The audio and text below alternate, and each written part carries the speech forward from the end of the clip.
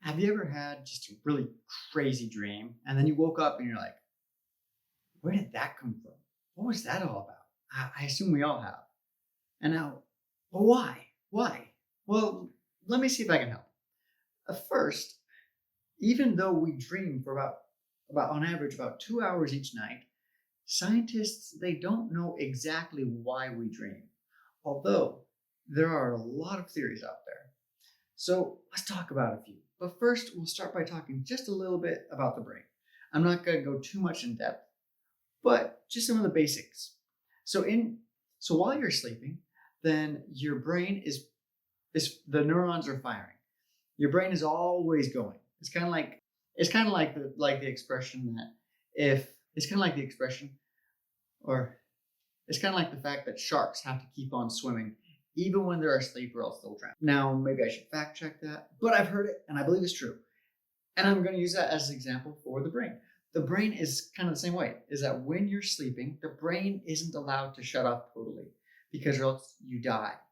And so what happens is when you're sleeping, then your brain, all the neurons are still firing.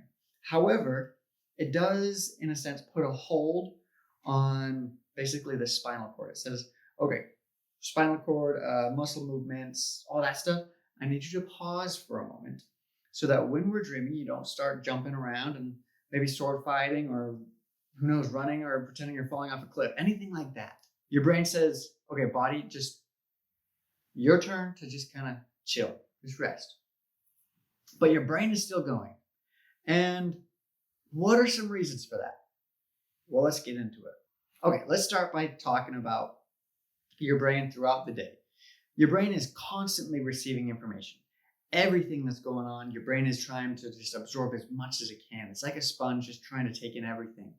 It's almost like if you were to be in a class and your teacher or your professor is just saying facts after facts after facts, and you're doing your best. You're just writing and writing and writing and trying to take as many notes as you can, but you're not able to really process what your teacher is saying because there's so much information all at once.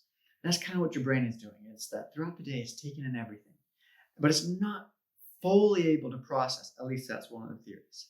It's not fully able to process everything that's going on until dreaming. And so one of the theories of dreams is that it's a memory consolidation phase. And so what's happening is your brain is taking the information that's happened throughout the day and is saying, okay, let's look at all these different things and we'll start to kind of take the important things and we'll start to store them into places that seems most appropriate, stores all throughout the brain.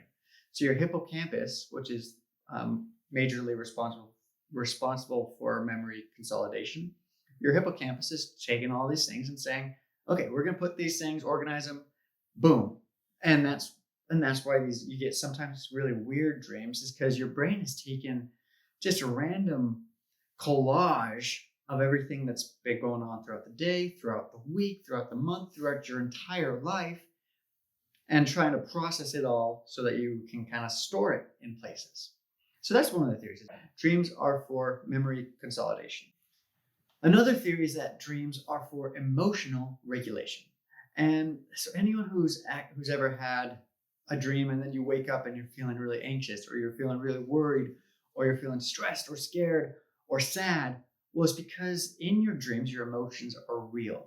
And some scientists believe that it's because that your emotions are real because it's your body's and your mind's way of processing emotions that are typically actually pretty hard to deal with in the real world, if you would.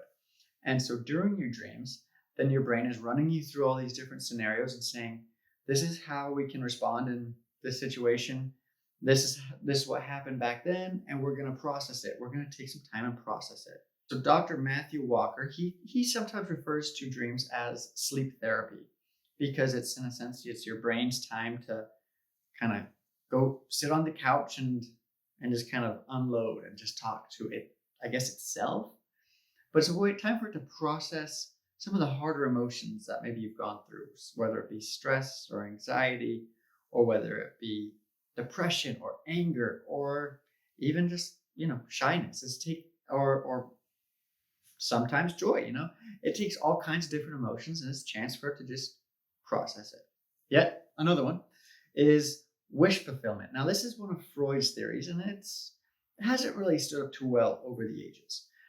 But what Freud thought is that dreams are typically an opportunity for your brain to have some wish fulfillment. And so what your brain is doing is it's taking some scenarios that you would wish would happen.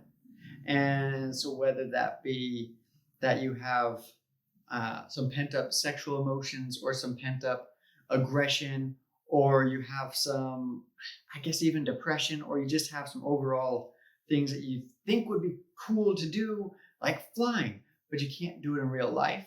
And so in your dreams, it's an opportunity for you to be able to try those things. And it's one theory. I'm not favorable to it.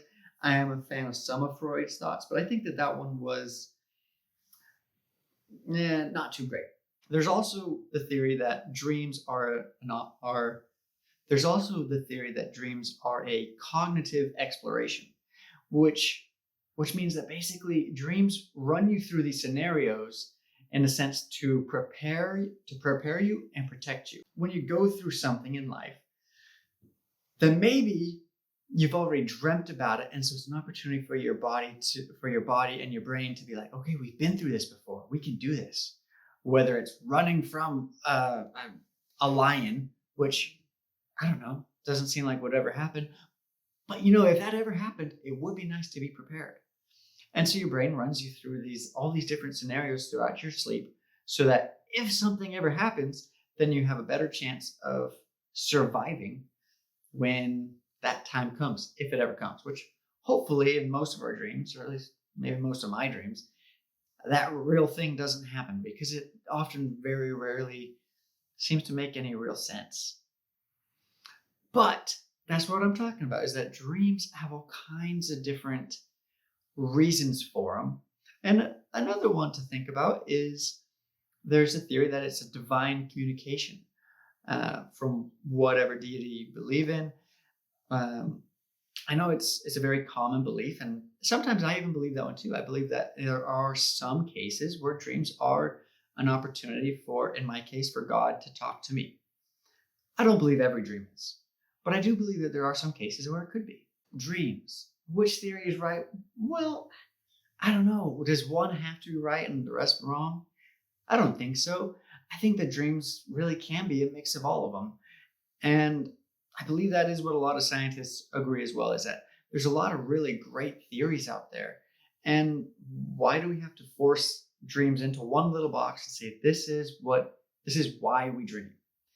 Well, it's not that easy. And maybe it is, but we don't have the research or the science to prove it yet. So what we can do now is we look at all these theories and we say, these are all really good. I think that these can all still apply.